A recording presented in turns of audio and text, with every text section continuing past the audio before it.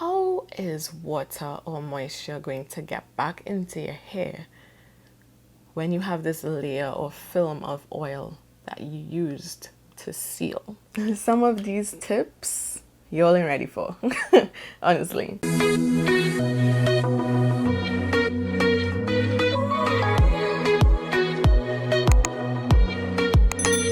Hey guys, so welcome back to my channel for another video. It's Tanisha here, or welcome to my channel if you are new. So today we're going to be talking moisture, and I know that is a major topic in the natural hair community.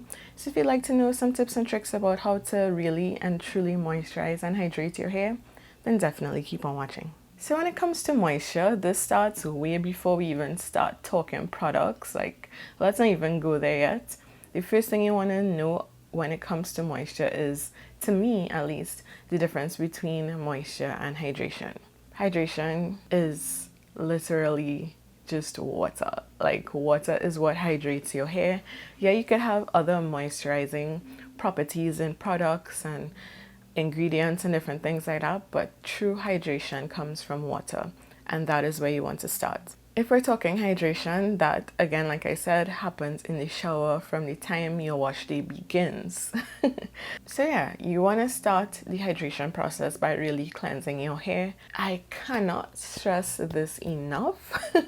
You cannot, like, there is no way you can get moisture into your hair with like a film or like a layer of old product, or like just build up. Like, there is no way new moisture is going to come into your hair and be able to pass through all of that old stuff.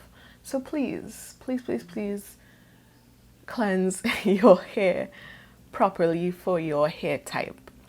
And when I say hair type, I don't mean type 3, type 4, like, I'm not talking about that.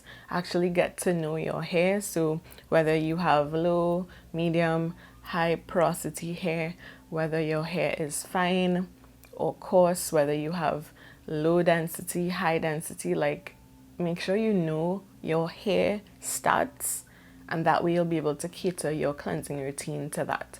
So for instance, my hair, gonna give you guys my hair stats so you can kind of have a point of reference as we go through this video. I am a type 4 natural, so I have type 4 A, B, C in my hair. I also am on the higher end of the porosity spectrum. I think I'm somewhere between medium to high porosity. I have fine natural hair, and I also have low to medium density hair, which means, like, if I hold my hair into a ponytail, it's not going to be the thickest ponytail in the world or the thickest puff in the world. So now that we've gotten that out of the way and you've established your hair stats, for me, like I said, I do have hair on the higher end of the porosity spectrum, so shampoos are kind of neither here nor there for me. If you are a low porosity girl, you're going to want to use a cleanser that really gets all of that buildup off of your hair, so that when you do actually get to put water and your conditioners and different things, it actually has room to penetrate into your hair and not have to fight through this layer of excess product on your hair. Make sense? So we finish shampooing, we're going on to conditioning or deep conditioning. Personally, I don't really like, I kind of skip that conditioning step. It's more so for me in my pre-poo, I just go straight to deep conditioning. And you obviously want to make sure, like, you get a deep conditioner that is ridiculously moisturizing. And again, this is going to vary based on hair type and your hair stats, what your hair likes. Even though I have fine low to medium density hair, my hair loves thick products, and that's because it has a kinky nature to it, so it's oftentimes dry and it can deal with being weighed down. So you kind of need to play around with this and see what works for you. But for me, I need thick, deep conditioners, like my Carol's Daughter Cocoa Creme Deep Moisture Mask. Love that stuff. It gets my hair so moisturized, especially if you're a low porosity girl. It helps to deep condition with heat, so make sure you do that and really try to infuse the moisture into your hair. So at this point, your hair should be hydrated enough. You've gotten all of the old products off of your hair. You've deep conditioned it, so you have other ingredients that are going to add moisture to your hair. You have the water there from the shower. Your hair should be hydrated at this point. And how you'll know if your hair is hydrated is your hair hangs lower. Like when your hair has the maximum amount of water in it, the maximum amount of hydration in it, your curls pop. For whatever that looks like for you, your curls pop and your hair becomes elongated because it is weighed down by the water, not necessarily just sitting on your hair, but the water that was able to get in and really hydrate your hair. I'll just insert a clip here for you guys to see what I'm really talking about. When your hair is hydrated, like you could tell, like your hair hangs lower, you get less frizz just because your hair is just so hydrated.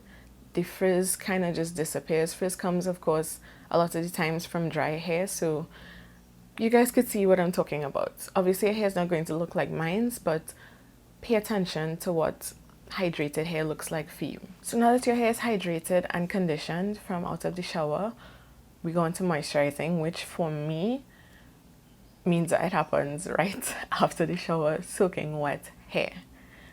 I find that the fact that my hair already has all of this hydration, all of this moisture in it, me adding moisture right on top of that is going to be a really great thing, especially as I am on the high end of the porosity spectrum.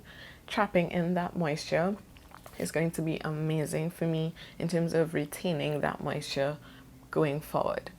Now, it's especially important since I don't use oils in my hair. Now, for someone who does use oil in their hair, you could go ahead and try out the different moisturizing methods. So whether you do the LOC, which is leave-in or liquid, oil and cream, or leave-in, cream and then oil, you kind of play around with it. I personally, logically thinking, think that the LCO makes more sense just because I don't really feel like your cream could penetrate and give your hair moisture if you already put an oil on top. But that's just me. I could be wrong. I don't know what I'm talking about because I don't do any of those methods. So take what I say with a pinch of salt. So yeah, personally for me, the LCO method just seems to make more sense logically, but I know there are persons who swear by the LOC, so you do what works for you. Somebody who has all of the hair stats that I mentioned before, somebody who has a sensitivity to using oils, I don't have the luxury of sealing in my moisture. I just use my leave-in or my moisturizer and a hair cream and or gel depending on what I'm doing. So, how do you keep moisture in your hair, Tanisha? Because I get that question a lot on some of my other videos. How do you keep your moisture in your hair? Because you don't use oil, you can't seal in your moisture. The thing is, a lot of my cream products do have oils in them, so they kind of act as a sealant, especially as they are thick. Apart from that, and y'all ain't ready for this, y'all will not be ready for this. That is why I try my best as much as possible to wash my hair more than once a week.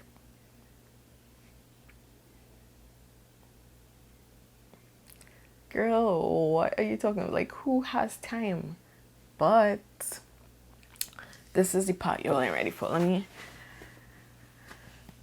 get a little closer here. So let's see, right? We always say that oils seal moisture or seal your hair. So it keeps all of the moisture that is in your hair in your hair. But oil and water don't mix. And especially if you use an oil that does not penetrate your hair, it's just going to sit on top of your hair. Make sense? So let's say, for instance, wash your hair Sunday. You wash your hair Sunday, it is hydrated, you moisturize with all of your amazing products, you seal with an oil, with a butter, whatever you seal with. Even if you're like me and you hydrate your hair, you add your leave-in, you add your cream or gel or whatever you put on, throughout, as the days go by, your hair or the water from those products, I forgot to mention, quick side note, please use a water-based leave-in or water-based moisturizer. Anyway, when you do add all of those products throughout the week or as the days go on, the water from those products is going to evaporate. Catch where I'm going with this? Now, if you are somebody who would have added a oil or a thick butter or something on your hair, that stays on your hair unless, as I said, the oil is one that penetrates your hair. And in which case, are you really sealing? Because if it's just going into your hair, it's not protecting or keeping the moisture in your hair, right? So oftentimes we're using sealing oils that just kind of sit on the hair and coat it. Now, as I said, the days are going. So wash day was here, Sunday, right? And as the days go, probably get to like Monday, Tuesday, water is evaporating, especially if you work in AC, you're out in the sun a lot, like water is just evaporating from your hair as the day goes by. Worse yet, if you wear your hair out, different things, right? But the constant thing is that water is evaporating from your hair and it's going to leave back the oil that you would have sealed with, the shea butter that you would have sealed with. It's going to leave back even the oils from the products that I use as my creams. And how is water or moisture going to get back into your hair when you have this layer or film of oil that you used to seal? It just, I don't know, it could be me. It could be me. Take what I say with a pinch of salt. It could be me, but that just doesn't make sense. It just doesn't. So that's why I try to wash my hair more than once a week. And I'm not saying you need to go and like get the best shampoo in the world, but that's why I use my Ayurveda shampoo midweek, because it's such a gentle cleanse that it doesn't strip your hair, but your hair feels clean. So I start my hair with a fresh slate, and that way we get the hydration back, we get the moisture back, as opposed to just reapplying product on top of old product on top of oil that's just sitting there. The moisture is going to have the hardest time getting into your hair. And that's kind of the takeaway I want you guys to get from this video. Now, this may not work for everybody. Everybody's schedules are different. Everybody's hair is different. Your hair may be fine with you just re-moisturizing on old product. That just does not work for me. It just does not. Like my hair, like it feels okay. Like I could use my spray bottle and like spray my hair and then reapply moisturizer and it will feel okay, but the moisture isn't going to really last.